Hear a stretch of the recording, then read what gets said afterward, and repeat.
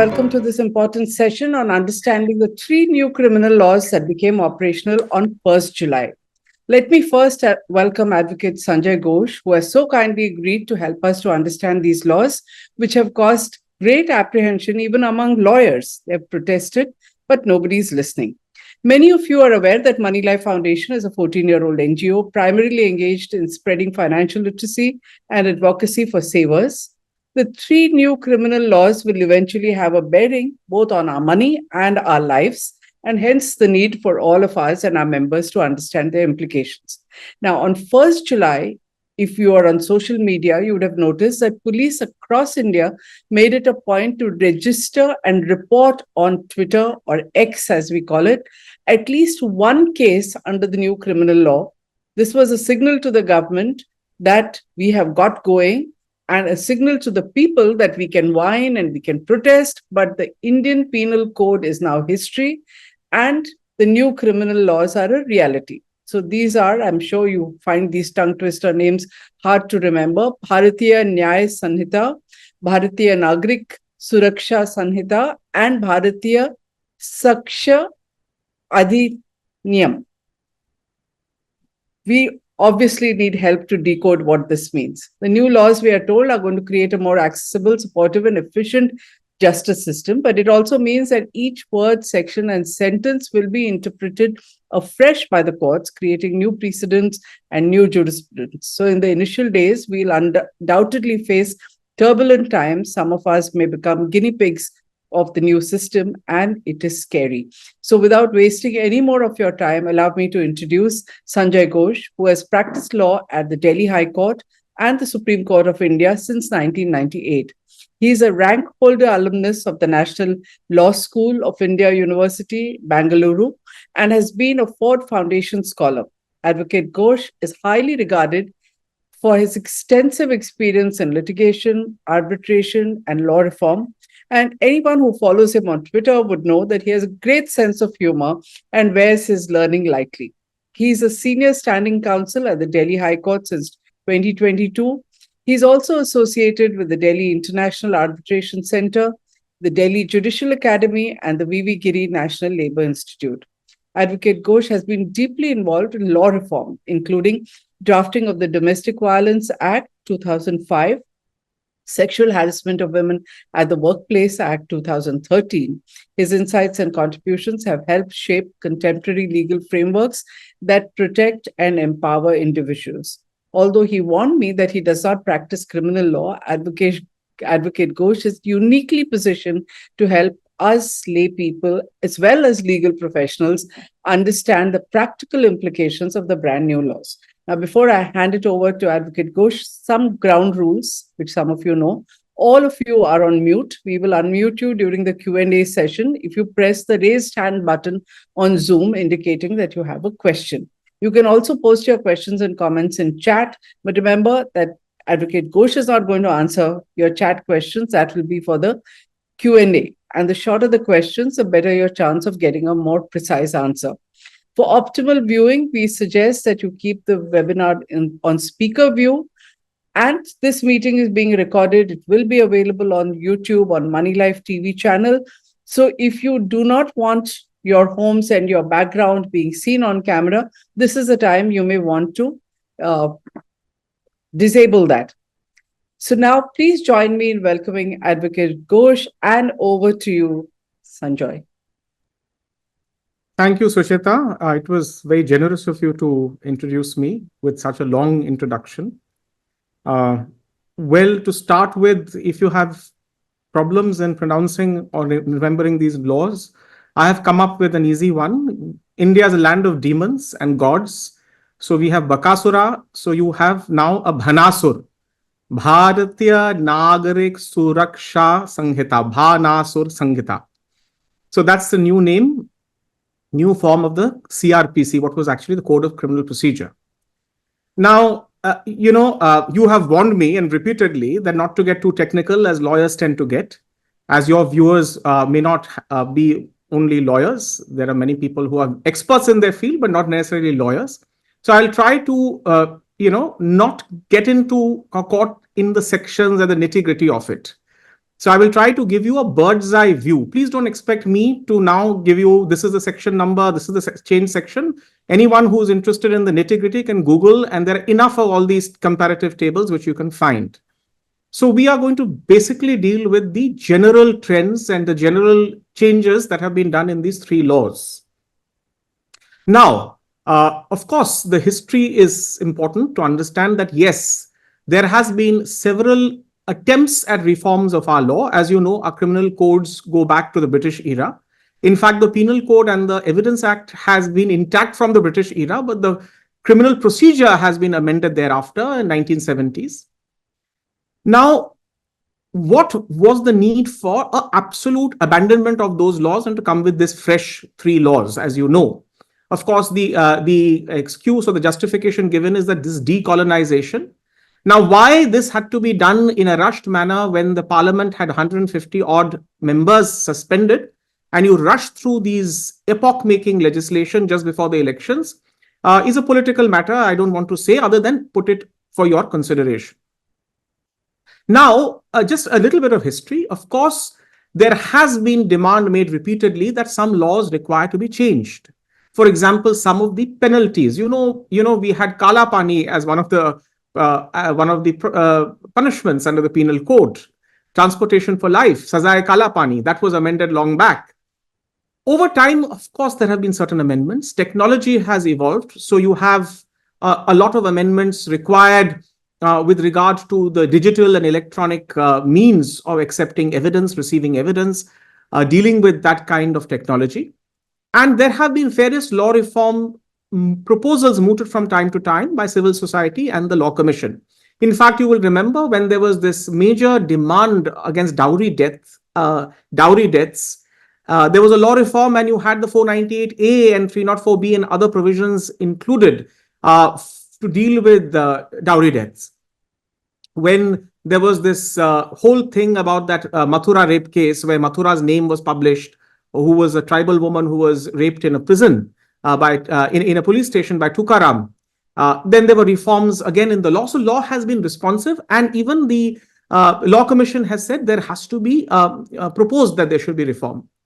Now, when these people came up with this draft, in fact, the first, and it was done by allegedly by a committee headed by a professor of the National Law University, Delhi. The first draft had so many bloopers that perhaps it's a very embarrassing thing. The government, when it introduced the draft, the bill was placed on the floor of the House and sent to a select committee. They realized it's so embarrassing to come back with individual amendments that very cleverly the drafts were jettisoned, the bills were jettisoned. And as you may be aware, the three new bills were again introduced and they have been passed. Now let's deal with these bills.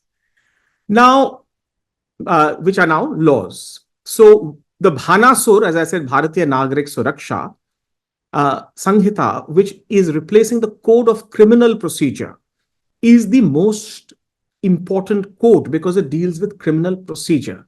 So with your permission, I will be dealing with the Bhanasur first. Then, of course, there is the next one is the Bharatiya Nyaya Sanhita, which is the Bhanasya, which is the penal code, the Indian Penal Code. And of course, last, I will deal with the Sakshya Adhiniyam, which is the Evidence Act. Minimal, in fact, Sir James Fitzjames Stephens drafted this beautiful piece of law, this legislation. The Penal Code and the Evidence Act, incidentally, has been retained by all former Commonwealth, former colonial countries, now members of the Commonwealth.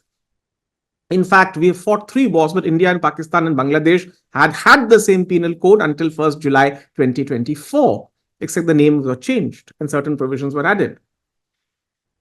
This evidence law was so beautifully done and was so simple that, and there are judgments on that from the Privy Council days till now, that it was alarming that why the government of the day felt the need to even completely jettison the Evidence Act and come up with the new act. In fact, there were a lot of criticisms that you could have actually amended the existing law. Now, coming to the nature of amendments, or rather the nature of changes in these 3 laws, by and large, 90%, or I may dare say even more than 90% of the laws remain the same. So it is old wine in new bottles. Why you would want wine in new bottle is beyond me. As you know, the wine, the older, the better. More vintage, the more price it fetches. But anyway, be that as it may, it gives the government a feather in its cap that it is decolonized, it has given names. In fact, as you may be aware, that there's a petition filed in the High Court of Madras challenging this Hindi name, which is the first time it has been done. Parliament normally doesn't give a Hindi name. It gives an English name. It has, of course, a Hindi translation and a translation in all the other official languages. There's also been heard that the Karnataka government is coming up with a state criminal law amendment bill to introduce 23 state amendments to the state of Karnataka. As you know, criminal law is a concurrent list subject, meaning it is a law. It is a subject in which the state government can also make a law and the central government can also make a law.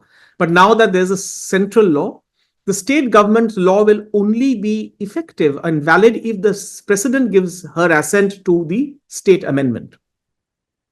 Now, when I say that 90% of the law remains the same, but yes, I wish they had retained the section names, because we as lawyers remember the sections.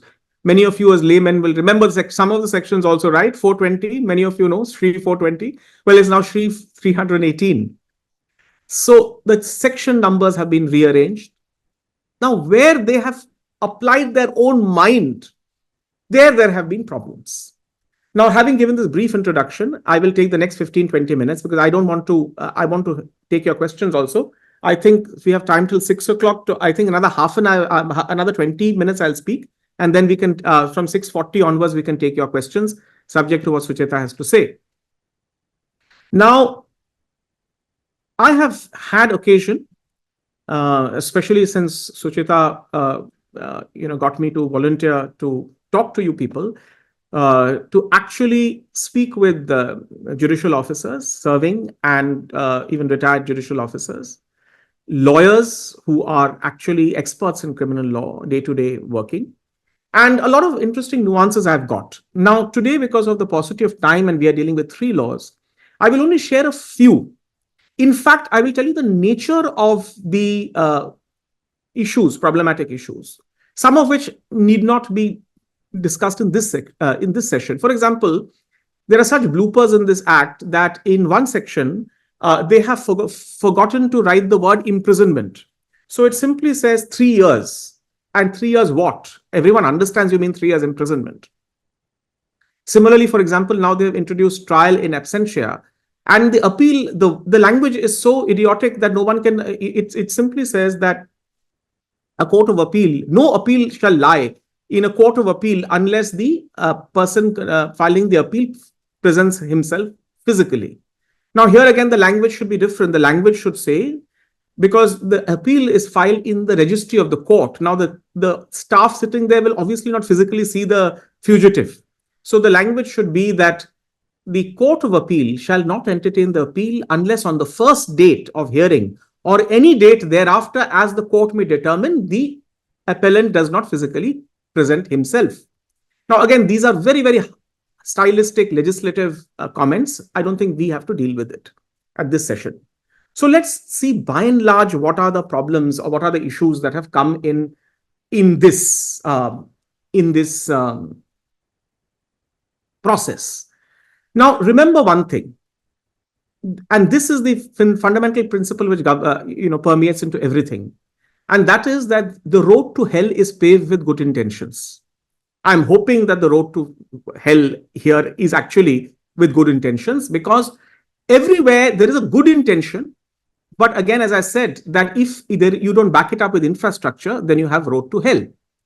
Now, let us deal with the good intentions first. What are the good intentions? The good intention is they want to add certain time limits because they feel that the cases go on and on and on. So let's add time limits. I'll come to what is the impact of that.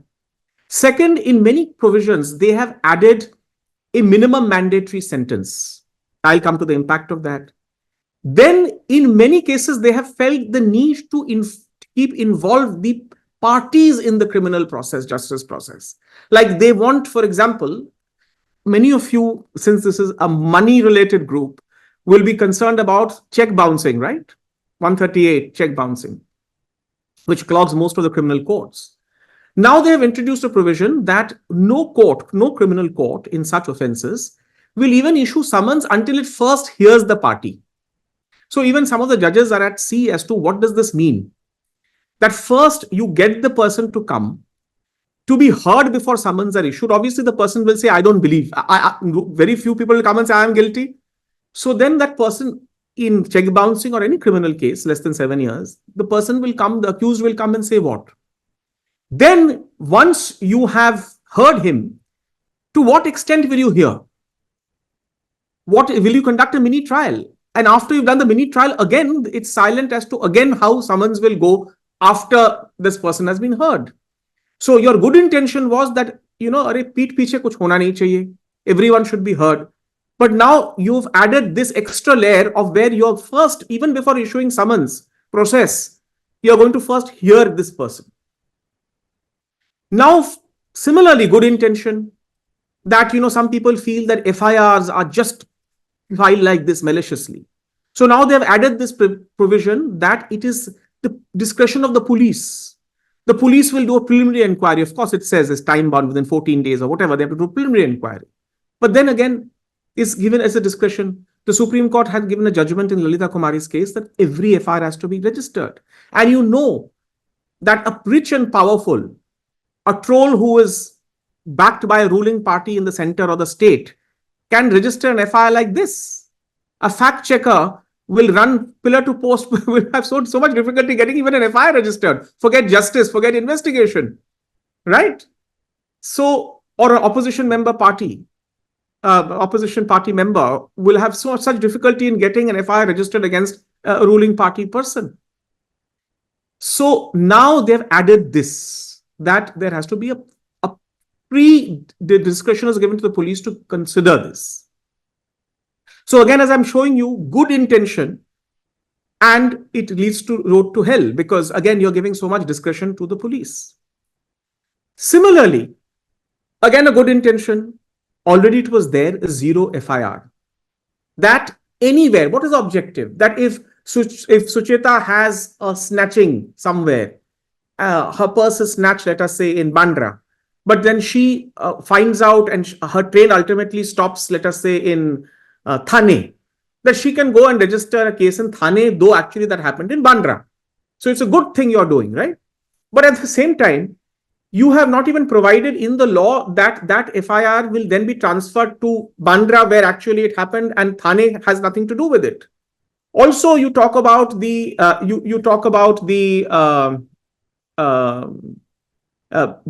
bail application or remand application. The words uses nearest magistrate. Now, nearest where? Nearest to the person. So if Sucheta ji stays in let's say Worli, will she go over there?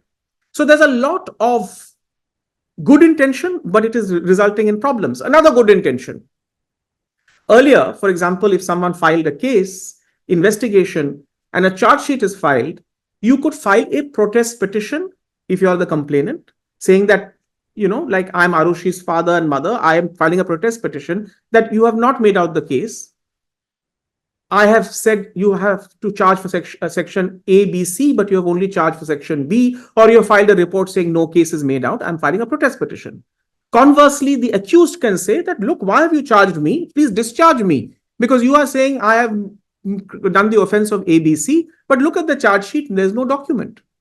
Now they have added that any time within 60 days, a discharge application can be filed. Now, does this mean that, for example, when a sessions case is committed to sessions, I don't want to go into technicality. So a sessions case, the magistrate takes it and then commits it for trial to the sessions court.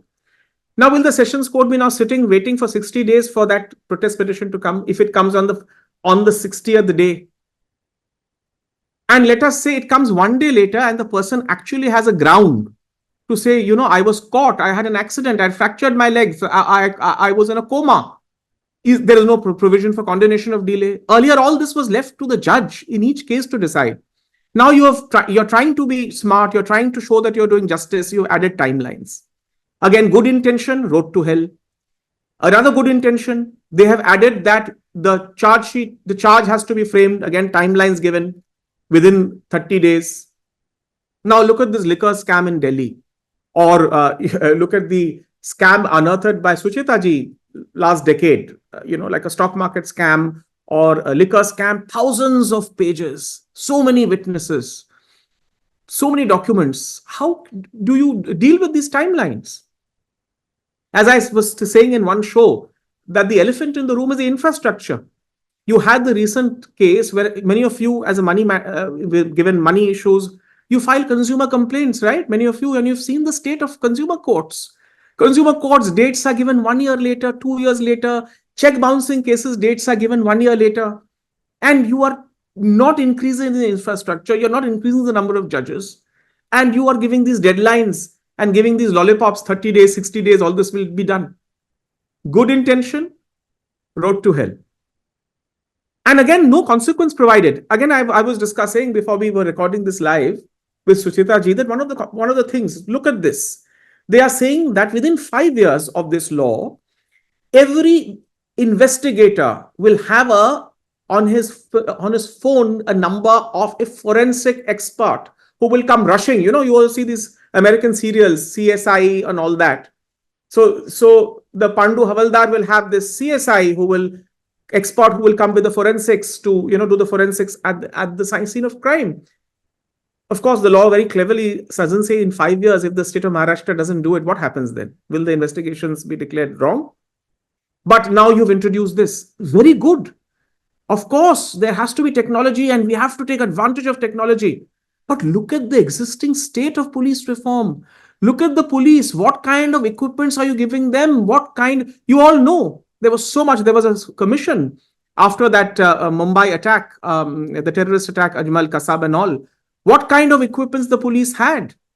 You are not giving them, you are not empowering them, you are not freeing them from political interference, you are not giving them salary, you are not enabling them. And now you're adding all these extra burden that you have to, now they're provided for electronic recording of the scene of crime. And again, very strangely, the Pandu Havaldar you are expecting will record electronically scene of crime. But when it comes to the judicial confession, there you are saying it is optional, that you may record. So in the criminal procedure, many of this is done. I can go on and on, but I guess I have two more acts to do. I'll just wrap up on criminal procedure in another 2-3 minutes. Now, for example, there's a lot of confusion as to this issue of remand. They are very clever. There are judgments which have said that the police remand has to be done up to 15 days, the first 15 days. Thereafter, you can't ask for police remand. Police remand means when the accused is put in police custody. Now they have added that this 60 days or 90 days, depending on if the punishment is 10 years or 10 years or more than 10 years, anytime during that period, you can ask for police remand. So the Mota Bhai in parliament was say, or whatever, outside parliament was clarifying that, हमने 15 दिन को period को, we have not increased the period, enhanced the period. 15 दिन ही है. But you see, you talk to a criminal law expert, a criminal practitioner, and he'll tell you the sting in the tail. The sting in the tail is this, that normally criminal practitioners wait for the first 15 days because they know after that the police can't do hanky-panky. Then the witness is in the accused is in judicial custody, right? And then it is between the judge and the lawyer. The police have finished their investigation. Otherwise, why would they arrest in 15 days? Now, they don't have to take the entire 15 days remand. So they may take 3 days remand and keep shut. Moment a bail application will be filed, the police will say, Aji, I need another 1 day remand. So that bail application will then be dismissed by the judge. And he will say, okay, I'm dismissing your bail application because police wants a remand. Then it becomes a second bail application. You file after another 2 months, 3 months, 4 months. Again, police will say, oh, now I've got another angle. I want another 2 days remand. So now this is a weapon given to the police to deny you bail indefinitely till they exhaust that 15-day period. That means technically they can even take 2-day remands or 1-day remand. So every time your bail application comes, technically this can be done. Again, they have provided some good things also, like the accused has a right to be informed about the investigation. But as you know, in this case, when you are giving so much of discretion to the police, like it can call for your password, it can ask you to share your electronic stuff with you, with them. You are giving the police a lot of power. Especially if you see, now we talked about now let's talk about the Bhanasya, the penal code. Now in the penal code, now they have introduced all Makoka. Maharashtra was the first state which actually brought in organized crime into our criminal codes. Now Makoka and UAPA have all been brought into this, and I don't understand why they did that. Now UAPA definition of terrorism, identical definition is put into this penal code. And in the penal code, a discretion is given to a police of certain rank to decide whether to proceed as the terrorist activity under UAPA or to deal with under the general law. Now, this kind of extreme discretion being given to the police, I don't know how this will pay out, in fact. And what was the reason when you have a special law, either you delete the special law. Now you are empowering certain states. Earlier, all these terror agencies, NIA, etc. There's a central angle also involved. There is a jostling of, as you know, in the Bhima Koregaon case, there was a jostling between the state and the center. The moment there was a change of government in Maharashtra, NIA took over that case. Anyway, less said the better. So now, again, even in the penal code, best intentions, road to hell. What is the best intention? They have now introduced the concept of mandatory punishment. So, for example, for child rape, gang rape, 20 years minimum punishment, mandatory punishment. For hit and run, 10 years minimum mandatory punishment. It sounds very good. But please understand, worldwide, as I was saying in one particular talk show, minimum mandatory sentences ensure there is zero conviction. As it is, our conviction rates are dismal. Now, with minimum mandatory sentence, judge, for example, a hit and run is so difficult to prove. You just had the most famous hit and run of this month in Maharashtra, in Bombay. So difficult to prove. In Delhi, a BMW became a truck when an influential person did a hit and run in Delhi. So it is only circumstantial evidence that you'll have. In these circumstances, if you give the judge a discretion on punishment, he may say, okay, look, I have only circumstantial evidence. Technically, I have to use the proof beyond reasonable doubt. So the judge normally massages this by saying, no, I have proved beyond reasonable doubt, but I am giving you a little less punishment. So judge has done justice. At the end of the day, judge is also looking at doing justice. Now, and also remember that post-Nirbhaya, rape has been defined in a very wide term. And rightly so, but we have to be conscious of that. For example, digital rape, using your finger in a private genitalia of the woman is also rape. Right? Or attempt to do so is also rape. It may not be successful, but an attempt is made. Now, in these circumstances, the court also takes into consideration in convicting what kind of penalty I'll give. Now, if you're making it mandatory that 20 years has to be given, it will not happen. In this, as we were discussing, Shrutesha and I were discussing, proclamations were made that Rajdroho chala gaya hai. This is gone. This sedition is gone. But now they've brought it back, and with a vengeance. They've brought it back with a vengeance in which anything and everything which is spreading disaffection or against the interest of the unity and integrity of India, such language has been used, is punishable with graver penalty. So again, what is the purpose? Even in the substantive law, now they've introduced deceit for marriage. There have been so many cases in India under the penal code where this issue is a gray area, breach of promise to marry. That they date, they have sex, and ultimately they break up, and then the woman will say that I had sex only because you promised to marry me. And there have been several rape prosecutions. And the courts have given the contours of this. Now you've added this thing, that deceit in marriage, deceit in having sex with the promise of marriage is now being made a crime. Where there was to be also, for example, 377. as you're aware, that 377 has been read down in Navtej's case, where only consensual sex between males has been made decriminalized. But what about a male rape? What about bestiality? That was still covered by 377. Now that has been, entire 377 lock, stock, barrel is gone. So male rape is gone now. So even in this, even in the substantive law where they have made amendments, there are several issues which leave much to be desired. Of course, as I said, that there are positive things in the Sakshya Adhiniyam, which there's before I go to that, one more thing which they have introduced, again in good intentions, but we don't know. The jury is still out. They have introduced the concept of community service as a method of punishment.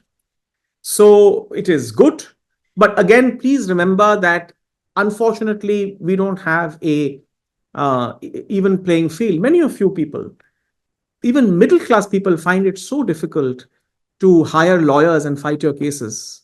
I know many of you can't afford. I can't afford to hire, let's say, a top senior like Hari Salveji and pay him crores. I can't do that. Or Mukul Rodgi. I'm taking these names not to be personal, but everyone knows these big names of these legal luminaries.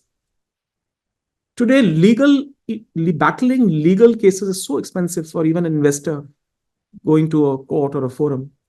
There is no change made to legal aid, to public defenders, public prosecutors. In fact, they have taken away the right of the Delhi government to appoint as prosecutors and given it to the police, as in the Home Ministry, which will obviously, central government will act as per the advice of the Delhi police.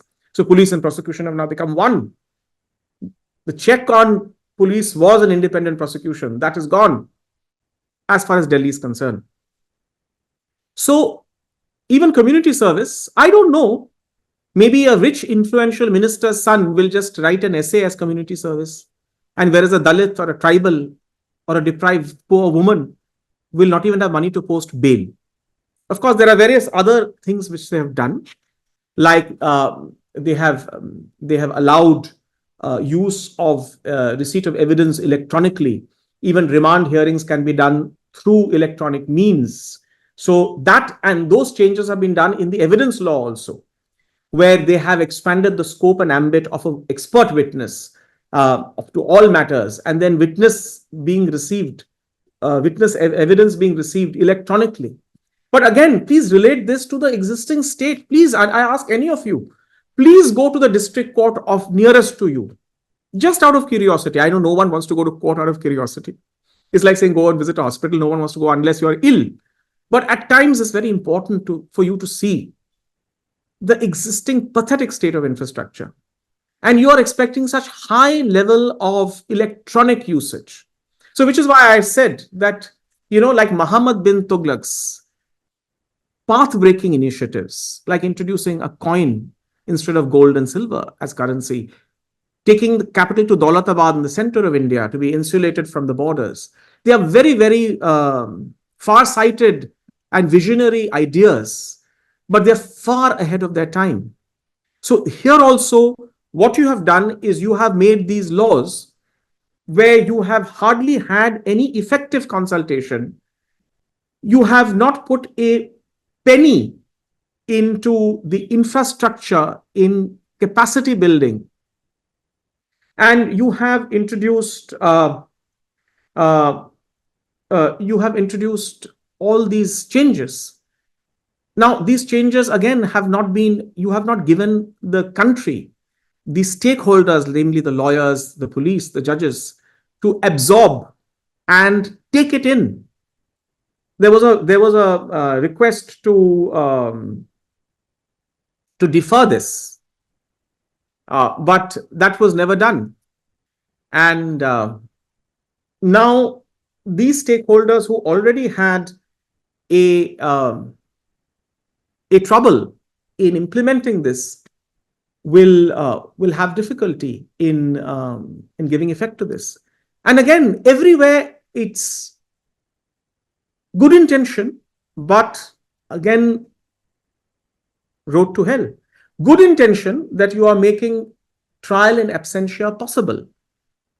Everyone says, oh, what about, the famous names are given, Naren Modi, Malia, Vijay Malia and all that. But yes, you do a trial in absentia, but will a trial in absentia meet the international standards of justice, which will permit an extradition from these countries is an issue.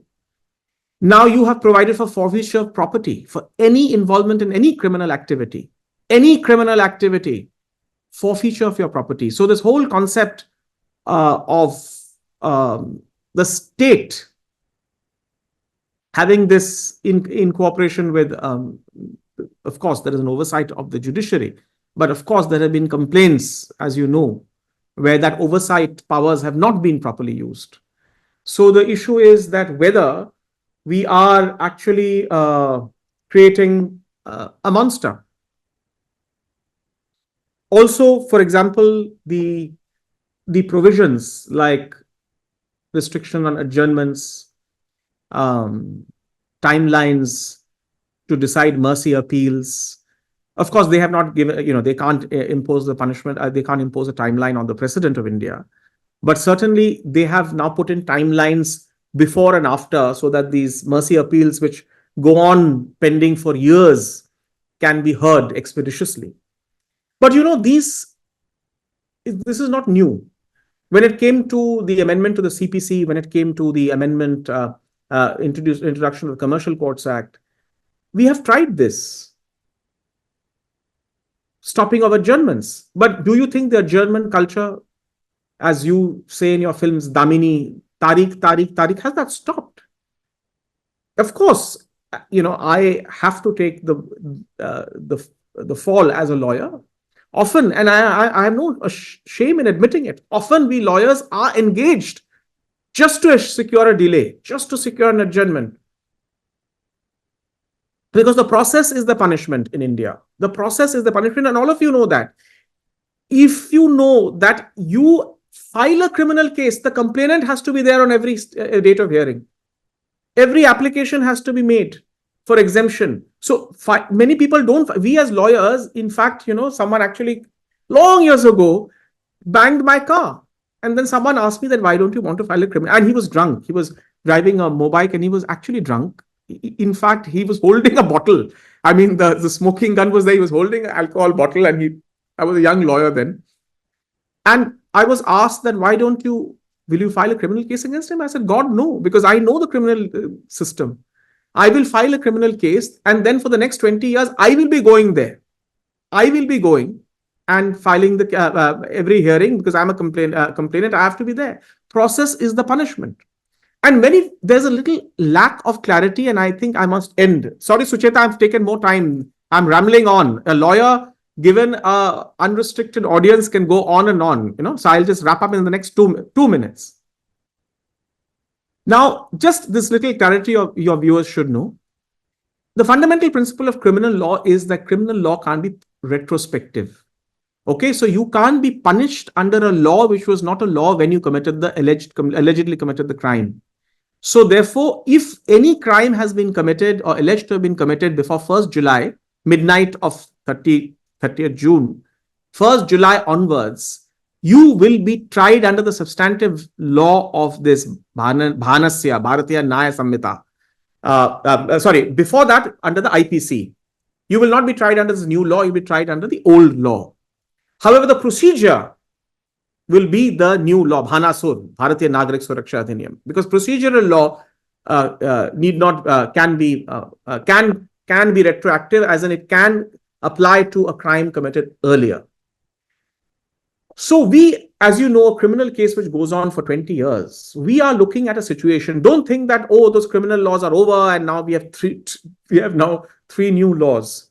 We are now looking at a regime where you're going to have 2 different sets of laws operating, because these old cases, and there are thousands of cases which have been filed before this law, will continue all the way to the Supreme Court, and until the end will be governed by the old law, and then you will have this new law.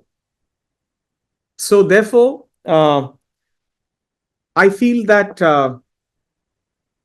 if decolonization was the purpose of the law, we have miserably failed. In fact, the colonial state, and many of your viewers will be surprised to know, the colonial state, which had the colonial police, was more conscious of citizens' rights than the so-called decolonization process.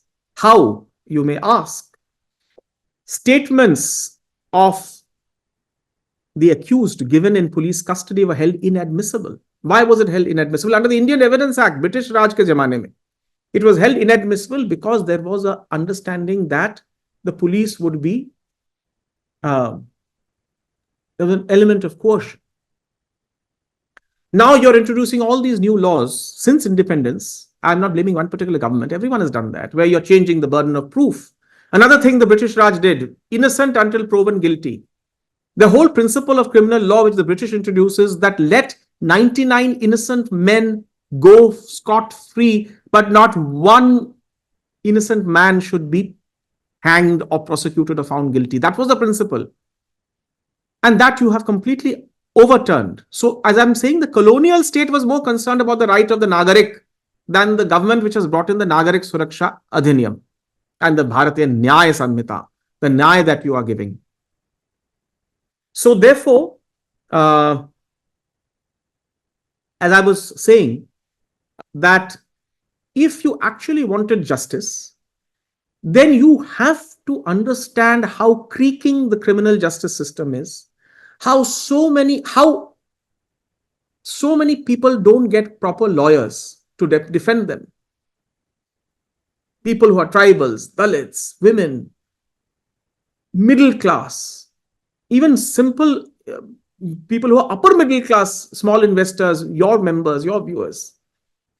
There is no requirement made here that senior advocates, established lawyers will do community service by doing free legal aid, free cases for the poor, nothing. There is no provision of providing any form of police reform in ensuring the police is freed from political executive, that there is an independent check on whether the police is misusing the law. There's an ombudsman which governs the police, like in many foreign countries, that the police is actually insulated from the government, the politicians. But no political party will want to do that. So this is the real justice would have been in a decolonized India, where the center of your lawmaking is the justice to the aam admi, the common man. And this is not what you have done. You have tried to act smart. You have made all these cosmetic changes. Some of it, of course, is genuine. Some of it is contrary to law. Supreme Court, for example, High Court, Supreme Court said you can't handcuff. You have introduced handcuffing, left it to the discretion of the police. I could go on and on and on, but I end here and I'm open to some questions. Thank you, Sucheta. Thank you so much. This was really brilliant and exactly as I expected. 45 minutes is too short and there are just too many questions. And, since I'm the host, I'm going to take advantage of it.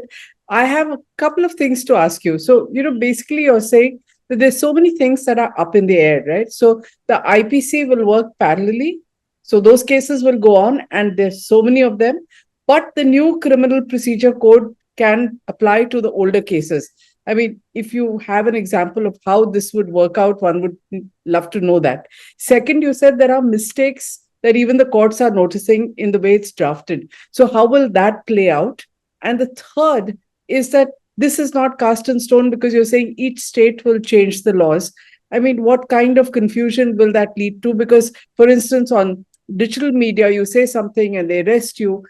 I mean, Karnataka can have separate laws and, Gujarat can have separate laws. And how do I, as a victim, maybe sitting in Bihar who is being arrested, how on earth will I know what will apply to me? So just these three things, if, you could clarify. Yeah, I will quickly clarify. Now, so far, taking the last thing first, it's not surprising, but yes, the digital world, the social media has made it a vanishing point of jurisdiction, because you're right. Anyone wants to trouble me, they will file a case where the law is the worst or the police is the most cooperative of the complainant. But otherwise, this is not unusual to have different laws, substantive criminal laws and different procedural laws. Just to give you an example, until recently in the state of Uttar Pradesh, there was no anticipatory bail, which was there in the rest of the country, right? So again, I'm giving an example of a separate substantive criminal law. Now, procedural criminal law. Now, to give you an example of substantive criminal law difference. In the state of Gujarat, there is prohibition. In the state of Bihar, there's prohibition. There are separate crimes for consuming alcohol, selling alcohol. That is not there in, let us say, Delhi or let us say in Maharashtra. So there can be a situation where state to state the criminal law may differ substantively as well as procedurally. So that's one. Secondly, so this was on how state to state can differ, right? Now the other question you asked, the other question you asked was with regard to the parallel, how it can happen parallelly. So, for example, let us say that these are the examples galore, like I gave.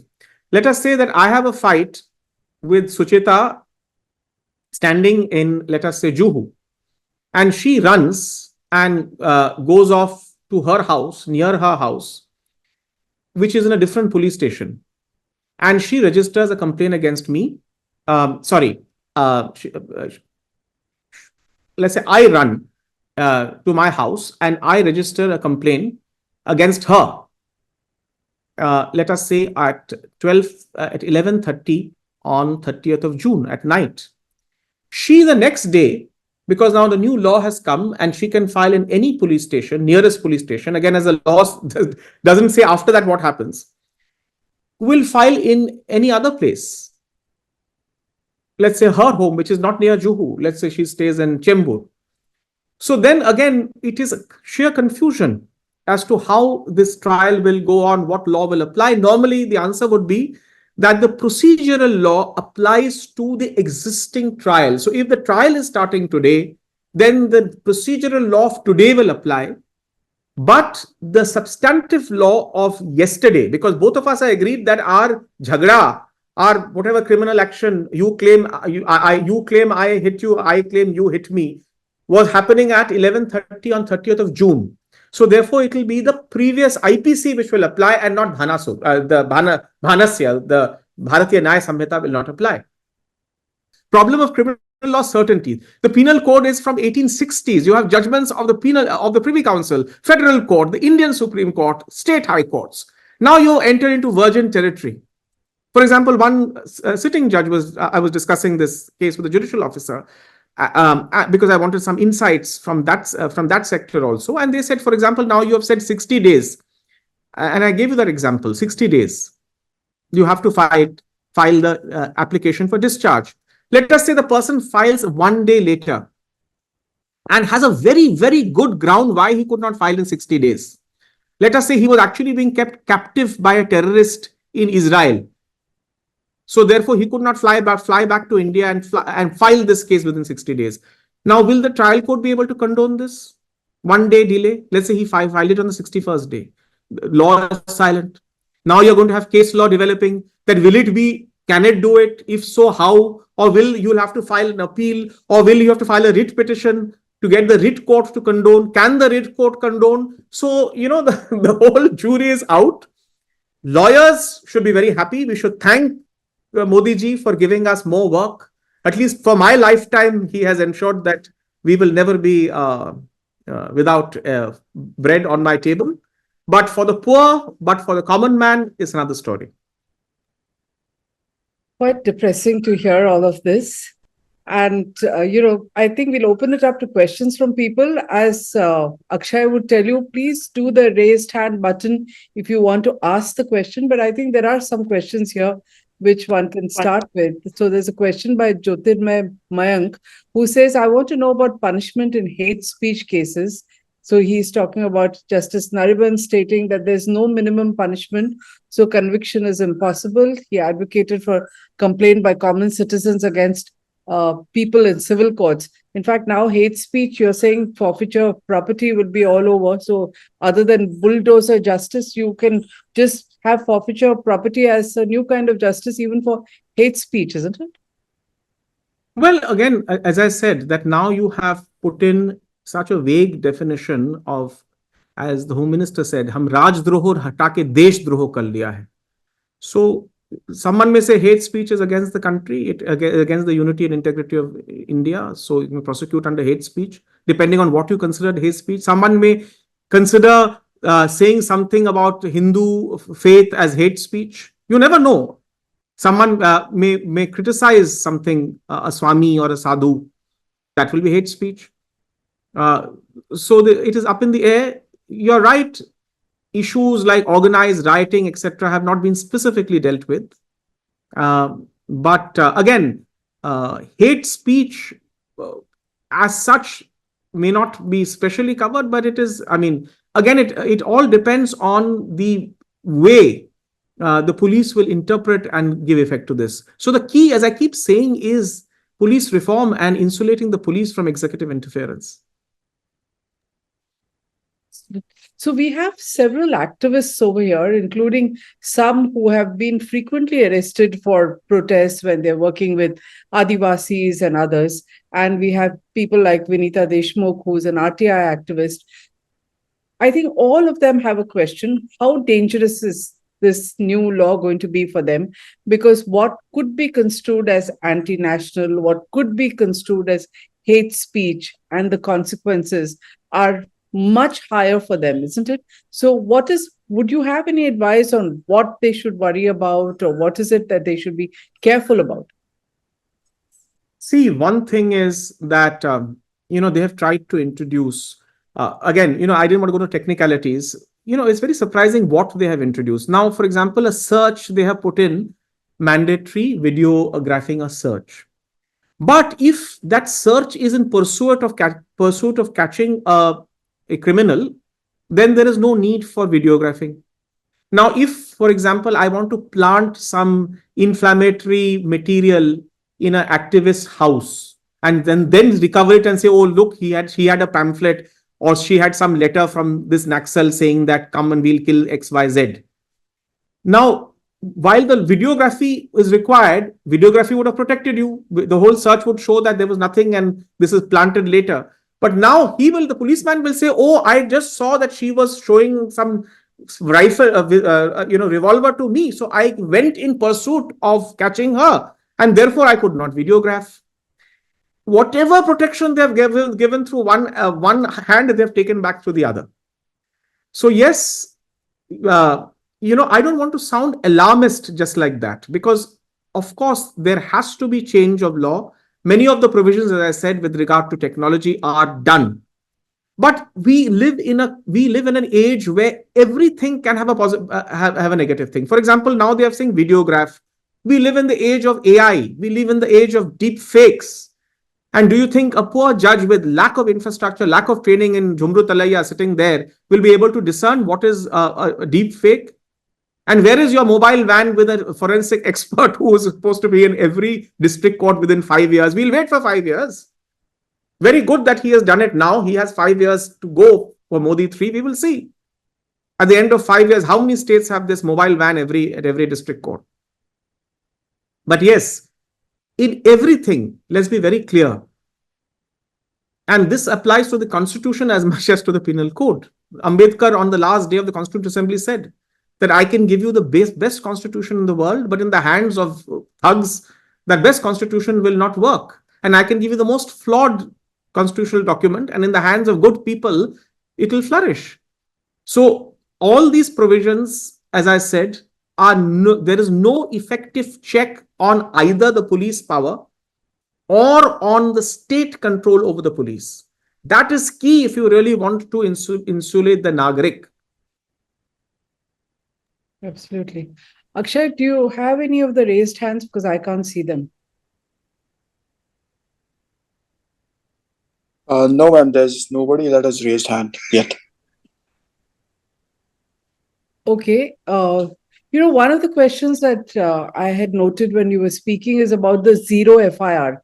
There's so much of work that has happened to get to the stage where, the police make jurisdiction such an issue. You were giving an example of Juhu Beach, and there are so many jokes about it, right? About the police fighting about whose jurisdiction it is. And that's why we got the zero FIR.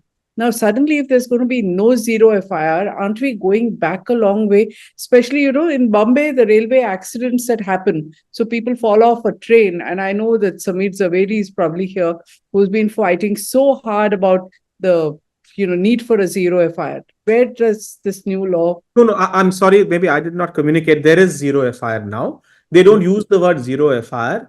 They now say an FIR can be registered in any police station, irrespective of whether the crime is committed there.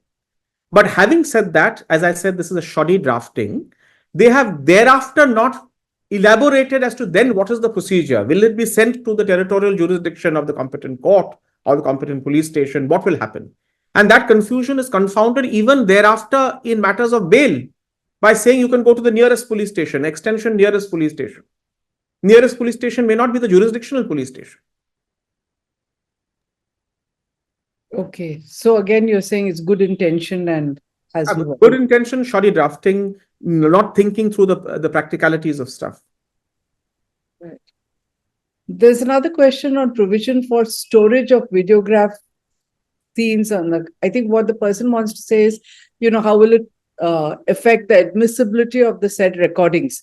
And I think why people are asking this is that everybody has a recorder and a camera in hand in your mobile phone, right? But none of this applies, and that cannot be introduced as evidence, as you correctly said, in these days of AI and fakes, or what is happening on. The law always provided. There were certain amendments done when you had the IT Act, which provided for digital evidence to be received. There is a form, there's a procedure, there are affidavits filed, which prescribe to the authenticity of any kind of electronic evidence. They have formalized that in the Sakshya Adhiniyam, the Evidence Act. However, the primacy will be given to the two things. One is the digital evidence recorded by the police while searching or while investigating. Like the ridiculousness, Suchita, I didn't have the time. The idiots have written over here that there will be police, you will get police, the police can get police remand. But it says during the police remand, the person must stay in the police station. Now, look at the idiocy of this. A police takes, the understanding is very clear. Again, good intention that you can't take him to